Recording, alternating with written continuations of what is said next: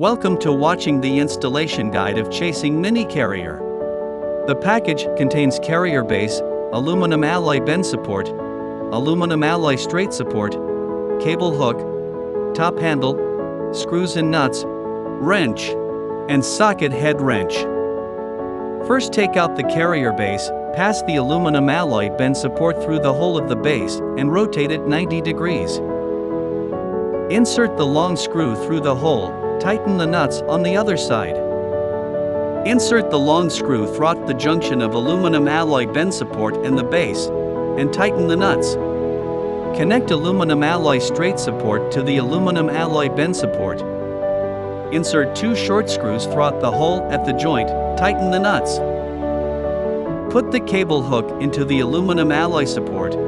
Insert the long screw through the hole and tighten the nuts. Finally, put the handle onto the aluminum alloy support. Insert the long screw through the joint.